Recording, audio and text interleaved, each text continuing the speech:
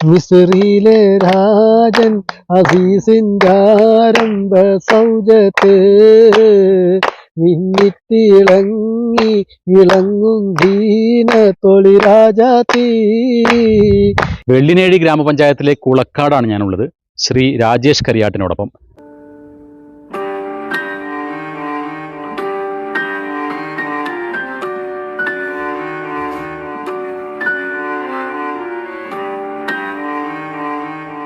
ജനനം മുതൽ 43 വർഷക്കാലം നമ്മളെല്ലാവരെയും പോലെ തന്നെ കാഴ്ചയുടെ സുഖം അനുഭവിച്ച ഒരാളാണ്. പക്ഷെ പിന്നീട് ഒരു സുപ്രഭാതത്തിൽ 2018 കാഴ്ച പൊടുന്നനെ നഷ്ടമാകുന്നത്. ആ 2018 ഫെബ്രുവരി 23 വരെ ഞാനും നിങ്ങളെപ്പോലെ തന്നെ സാധാരണ രീതിയിലുള്ളൊരു മനുഷ്യനായിരുന്നു. കാഴ്ചയും എല്ലാം ഉണ്ടായിരുന്നു. എന്നാൽ രാവിലെ മോർണിംഗ് വാക്കിന് പോയ ഞാൻ തിരിച്ചു വരുമ്പോൾ ബ്ലൈൻഡായാണ് എത്താൻ സാധിച്ചത്. ആയതുകൊണ്ട് തന്നെ എനിക്ക് വളരെ വിഷമമായിരുന്നു അതിൽ നിന്ന് തരണം ചെയ്തു വരാൻ.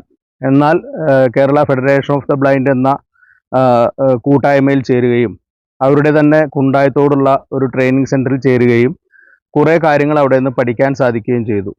അതിൻ്റെ അടിസ്ഥാനത്തിൽ എന്തുകൊണ്ട് എൻ്റെ ഗ്രാമത്തിലും ഇതുപോലൊരു സ്വയം തൊഴിൽ പരിശീലന കേന്ദ്രം തുടങ്ങിക്കൂടാ എന്ന ചിന്തയിലാണ് എൻ്റെയും വീട്ടുകാരുടെയും എല്ലാം താല്പര്യപ്രകാരം തന്നെ എൻ്റെ കുടുംബ വീടായ കുളക്കാട് ശ്രീവിഹാർ എന്ന വീട്ടിൽ ഒരു സ്വയം തൊഴിൽ പരിശീലന കേന്ദ്രം ആരംഭിക്കുകയായിരുന്നു. പാലക്കാട് ജില്ലയിൽപ്പെട്ട 30ഓളം ആളുകൾക്ക്, കാഴ്ച പരിമിതരായ ആളുകൾക്ക് ഇവർ പല നിലയ്ക്കും പരിശീലനം കൊടുക്കുകയും അങ്ങനെ ഒരു സ്വയം തൊഴിൽ കണ്ടെത്താൻ അവർക്ക് സഹായകമാവുകയും ചെയ്യുന്നുണ്ട്. ശ്രീ രാജേഷ് കരിയാട്ട് അദ്ദേഹത്തിന്റെ വരുമാനവും അദ്ദേഹത്തിന്റെ കുടുംബ സ്വത്തും ഒക്കെ വിനിയോഗിച്ചാണ് ഇതിൽ നല്ലൊരു പ്രവർത്തനവും നടത്തുന്നത്. അപ്പൊ തേജസ് കുടുംബശ്രീ എന്ന പേരിലാണ് ഈ സ്ഥാപനം നിലകൊള്ളുന്നത്. ഇവിടെ 30-ലേറെ പേർക്ക് ഒരു സ്വയം തൊഴിൽ നൽകുന്ന രീതിയിലാണ് പല പരിശീലന പരിപാടികളും നടത്തി വരുന്നത്.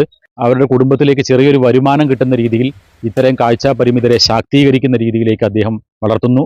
കേരളത്തിൽ ഇതുപോലെ ഒരു വ്യക്തി ഇത്തരം കാര്യങ്ങൾക്ക് വേണ്ടി മുന്നിട്ടിറങ്ങി സമർപ്പിതമായി ജീവിക്കുന്നത് ഒരു അപൂർവമായ ഒരു കാര്യമാണ്. അദ്ദേഹം എന്താണ് ഇതിന്റെ പ്രവർത്തന പരിപാടികളെന്ന് സംക്ഷിപ്തമായി നമ്മോട് വിശദീകരിക്കും.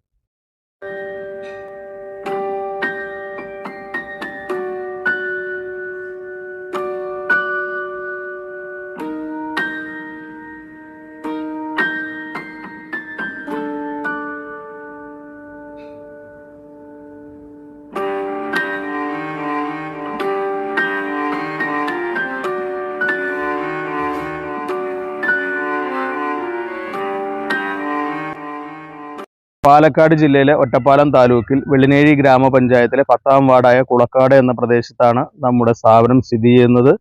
ഇത് തുടങ്ങിയത് ഞാൻ തന്നെയാണ്. 24ഓളം അംഗങ്ങൾ ഇപ്പോൾ ഇതിലുണ്ട്. പലരും ഇവിടെ വന്നു പോകുന്നവരാണ്. ഭിന്നശേഷി കുടുംബശ്രീ ആയതുകൊണ്ട് ഒരു അയൽക്കൂട്ടം ഒരു വാർഡിൽ മാത്രം ഒതുങ്ങി നിൽക്കുന്നതല്ല, ജില്ലയിൽ മൊത്തം ചേർന്നതാണ്. ഒരു ജില്ലയ്ക്ക് ഒരു കുടുംബശ്രീ, ഒരു അയൽക്കൂട്ടം മതി എന്നുള്ളതാണ് നിയമം. മാത്രമല്ല സ്ത്രീ അംഗങ്ങൾ മാത്രം ചേർന്നതല്ല ഭിന്നശേഷി കുടുംബശ്രീ, എല്ലാവരും ചേർന്നതാണ്. എൻ്റെ തന്നെ കുടുംബ വീടാണിത്, തറവാട്ട് വീടാണ്. എല്ലാവരുടെയും അനുവാദ പ്രകാരം, വിശിഷ്യ എൻ്റെ ഭാര്യ സവിതയുടെയും എൻ്റെ മോൻ തേജസ് ഗണേഷ്, അവരുടെയൊക്കെ വളരെയധികം പിന്തുണയോട് കൂടിയാണ് ഞാനിപ്പോഴും ഈ സ്ഥാപനം കൊണ്ടു നടത്തുന്നത്. ഭിന്നശേഷിക്കാർക്ക് തയ്യാറാക്കാൻ സാധിക്കുന്ന ഉൽപ്പന്നങ്ങൾ തയ്യാറാക്കുന്നുണ്ട്. അത് ഇവർ തന്നെ കൊണ്ടു നടന്ന് വിറ്റ് അവർക്കൊരു ഉപജീവന മാർഗം 100 രൂപയെങ്കിലും ഒരു ദിവസം ലഭിക്കുക എന്നായിരുന്നു ഞങ്ങളുടെ സ്വപ്നം. എന്നാൽ ഇന്നത് 500ലേക്ക് എത്തി നിൽക്കുന്നു. പലപ്പോഴും ചന്ദനത്തിരി നിർമ്മിക്കുന്നുണ്ട്, സാമ്പ്രാണി നിർമ്മിക്കുന്നുണ്ട്, അത് വിപണനം ചെയ്യുന്നുണ്ട്. മാത്രമല്ല തൈരുമുളക്, പാവയ്ക്ക കൊണ്ടാട്ടം, അച്ചാറുകൾ, കുട തുന്നുന്നുണ്ട്. അങ്ങനെ വിവിധമായ പ്രവർത്തനങ്ങൾ. എല്ലാ മാസവും ഒരു പരിശീലനം വീതം നമ്മളിവിടെ നടത്തുന്നുണ്ട്. ഏതെങ്കിലും ഒരു ഉൽപ്പന്നം തയ്യാറാക്കാൻ വേണ്ടി നമ്മൾ പഠിപ്പിക്കും.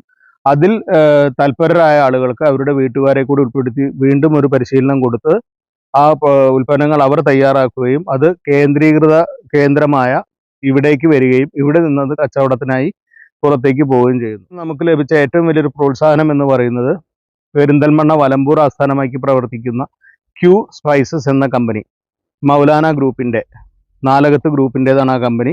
അവർ നമ്മളുടെ എല്ലാ പ്രോഡക്റ്റുകളും അവർ വിപണനം ചെയ്യാൻ വേണ്ടി ഏറ്റെടുത്തിട്ടുണ്ട്. നമ്മൾ ആരുടെ സഹായങ്ങളൊന്നും കൈപ്പറ്റിയിട്ടില്ല. നമുക്ക് ഇവിടെ തന്നെയുള്ള ഒരു സ്ഥലത്തെ ഒരു പ്രമുഖനായ AS കൃഷ്ണൻ എന്ന് പറയുന്ന അദ്ദേഹം 2 ബെഞ്ചുകൾ സ്പോൺസർ ചെയ്തിട്ടുണ്ട്. പിന്നെ എൻ്റെ തന്നെ അമ്മാവനായ ഇപ്പോൾ അന്തരിച്ച ശ്രീ സേതുമാധവൻ കരിയാട്ടിൽ, അദ്ദേഹം ഒരു 50,000 രൂപ തന്നിട്ടാണ് നമ്മളിത് തുടങ്ങുന്നത്. ഒരു പ്രവർത്തന മൂലധനം എന്ന് പറയുന്നത് അതായിരുന്നു. വേറെ ഒരു തരത്തിലുള്ള ലോണുകളോ ഒന്നും തന്നെ നമ്മൾ വാങ്ങിയിട്ടില്ല. വികലാംഗ ക്ഷേമ ബോർഡിൽ നിന്ന് നമുക്കൊരു 20,000 രൂപ കിട്ടിയിട്ടുണ്ടായിരുന്നു.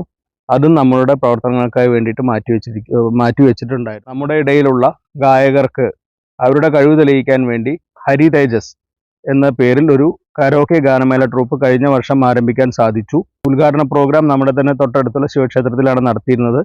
ഇപ്രാവശ്യം ഉത്സവകാലങ്ങളിൽ നമുക്ക് കുറച്ചുകൂടി കൂടുതൽ വേദികൾ കിട്ടുമെന്ന് പ്രതീക്ഷിക്കുന്നു. അറിവ് വർദ്ധിപ്പിക്കുന്നതിനായി ലാപ്ടോപ്പ് തുടങ്ങിയ സൗകര്യങ്ങൾ ഞങ്ങൾക്കായി അനുവദിച്ചു തരിക. യാത്രകളിൽ കുറച്ചുകൂടി സുഗമമാക്കാൻ വേണ്ടി പാസുകൾ അനുവദിക്കുക. ഭിന്നശേഷിക്കാർക്കുള്ള സീറ്റ് റിസർവേഷന് പുറമെ അന്തർക്കായുള്ള സീറ്റ് റിസർവേഷൻ എല്ലാത്തരം ബസ്സുകളിലും അനുവദിക്കുക, ഒരു സീറ്റെങ്കിലും.